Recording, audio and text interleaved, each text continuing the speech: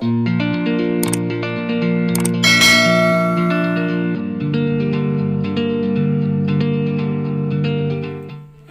saudara kekasih Tuhan dimanapun berada.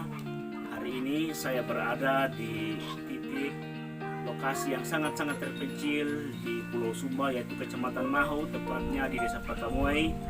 Dan lokasi ini adalah di GBI Motolong.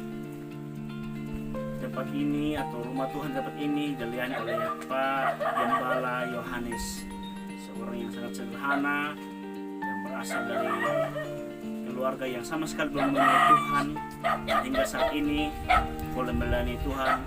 Mungkin Pak bisa perkenalkan diri terlebih dulu, nama lengkap, terus status pendidikan, sudah berkeluarga atau belum, bisa perkenalkan menghadap ke kamera. Ya, memang saya sudah ya, nama saya Yohanes Takkan Janji, tapi saya sudah berkeluarga. Jadi asli saya di sini, anak-anak memang di sini. Oh, jadi Ya. Aslinya dari tempat ini juga, Iya, tempat dari ini. Motolong sini juga. Motolong, ya lahirnya di sini. Lahirnya di Motolong. Ah, Terus sudah berkeluarga? Sudah berkeluarga. Mungkin latar belakang pendidikan, pernah sekolah apa saja? ya tamat SD. Oh, tamat SD saja. Jadi karena panggilan Tuhan, jadi mau melayani di tempat ini karena mungkin sudah tidak ada orang lagi yang mau melayani tempat ini. Tapi kita ikut teologi tidak hanya panggilan.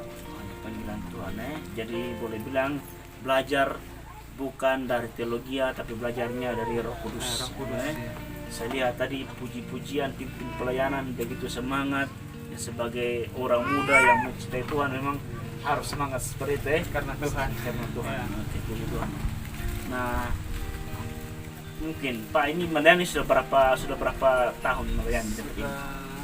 Sudah 10 tahun. Sudah 10 tahun, luar biasa. Nah, GBI Motolong ini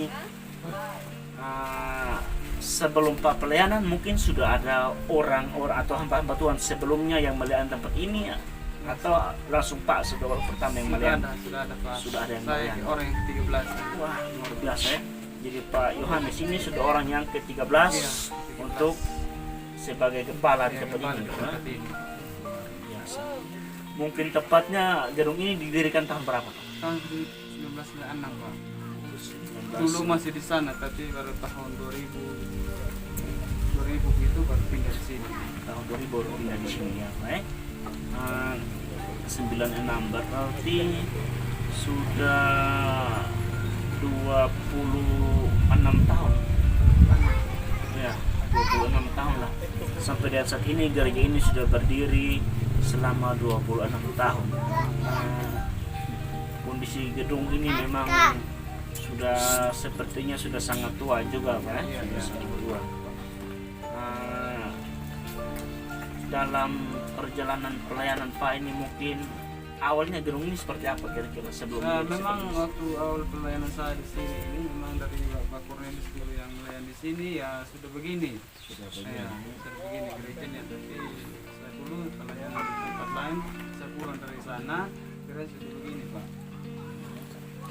Oh, jadi gereja ini juga dirintis oleh Pak Cornelis Pak Ngaji. Cornelis, iya. Wah, luar biasa ya. Jadi sebenarnya gereja ini juga adalah salah satu gereja yang dirintis oleh Pak Cornelis Ngaji. Bagi saudara yang ingin menyaksikan tentang kesaksian pelayanan dan juga pelayanan dari Bapak Cornelis Ngaji terdapat pada link deskripsi kami. Yang berikut Pak, ini tadi Pak bilang hanya tamatan SD, basic pendidikannya cuma tamatan SD. Kira-kira itu pastikan dalam perjalanan tuh boleh bilang belum mengenal Tuhan ya, seperti dari kafir seperti itu ya. Nah, bagaimana ceritanya jadi sampai mau menjadi seorang pelayan saat ini? Ya, pada waktu itu saya sehingga saya sudah mau dewasa, ya saya dengar dari anak-anak muda yang lain, sehingga saya mau jalan-jalan, saya dengar dari memang jalan Tuhan paling bagus ini sama keputusan. Jadi ambil keputusan untuk mengikut Tuhan. Mengikut gitu. Tuhan. Memang saya ini kita bilang semua bilang butuh huruf kita, tetapi Tuhan itu iya. yang sendiri yang berbicara. Ya, amin. Jadi walaupun kita merasa kita dalam keterbatasan pendidikan kita tidak cukup, tapi jangan lihat manusia yang menilai kita, tapi kita harus memandang Tuhan, biar Tuhan yang menilai dan menyempurnakan itu yang menilai, karena ya sesungguhnya di hadapan Tuhan yang terutama, ya kan. Jadi jangan karena kita menganggap kita pendidikan lemah sehingga kita tidak mau lagi merasa kita terkecil atau kita merasa minder gitu, Nah, mungkin perjalanan pelayanan Pak ini sudah 10 tahun menjadi hamba Tuhan, ya. Nah, dalam 10 tahun itu kira-kira hal tersulit Ya, apa yang tersulit, Pak alami, yang paling sulit? banyak Tantangan. tantangan dan tantangan Pak, karena apa kehidupan manusia itu yang begitu apa memang tantangannya banyak Pak. Tapi karena Tuhan ya memang saat ini ya memang kalau kita hitung persennya itu ya 70% lah gitu Pak dalam diri, tetapi untuk Tuhan itu 100.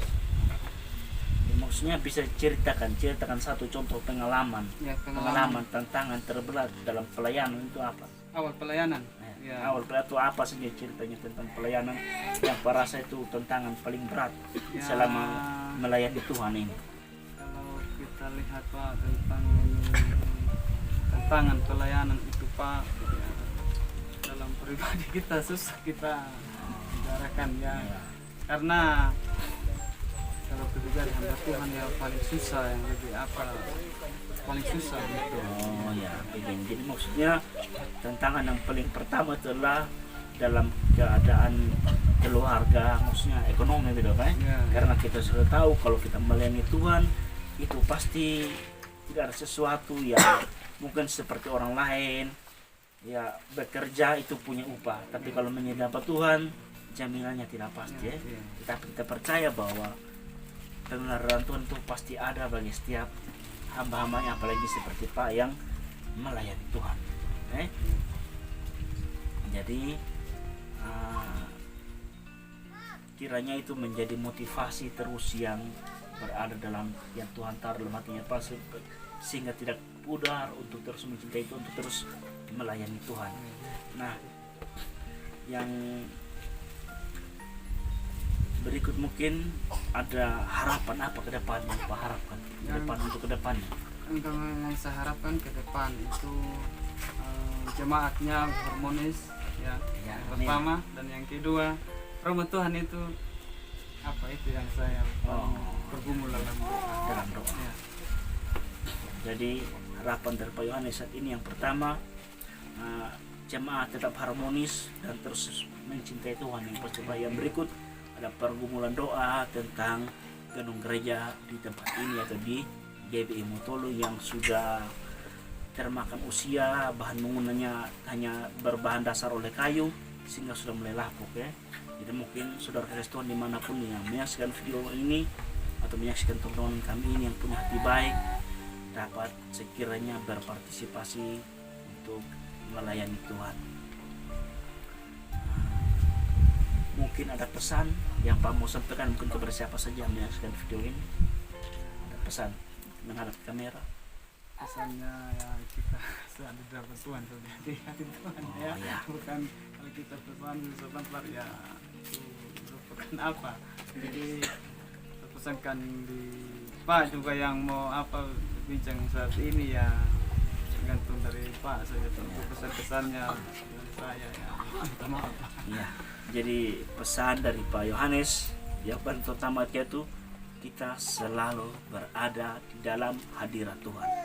Sungguh mulia, dan sekiranya Pak Yohanes selalu dipakai Tuhan, selalu diberkati Tuhan dalam perjalanan pelayanan, keluarga diberkati, segala pergumulan dan segala doa dapat dijawab oleh Tuhan.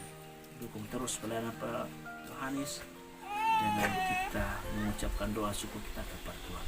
Terima kasih, Tuhan Yesus memberkati kita semua. Haleluya.